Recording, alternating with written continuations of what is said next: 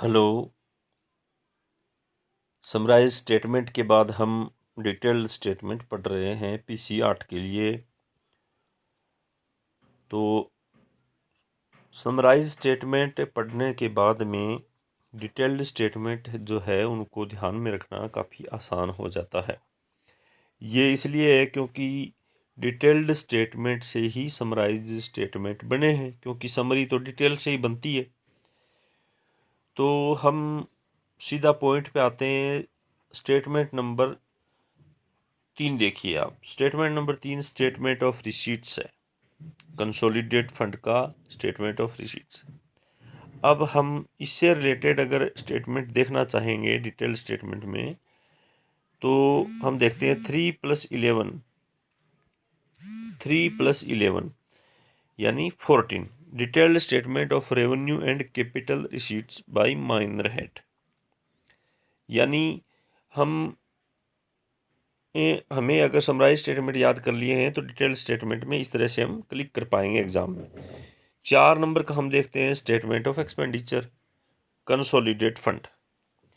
तो स्टेटमेंट 4 से रिलेटेड होगा 4+11 यानी 15वां।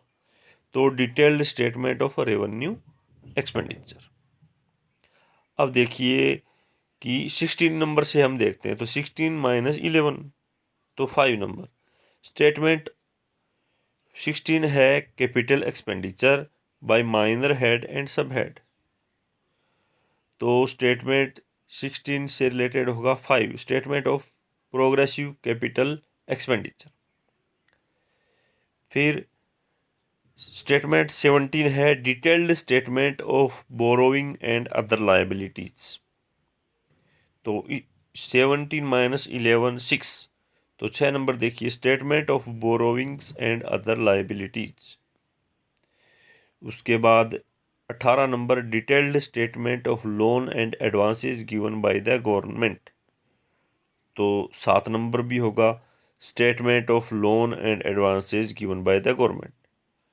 तो 7 को हमने ऐसे भी उसमें याद करा था कि 7 का उल्टा लोन एल से शुरू होता है।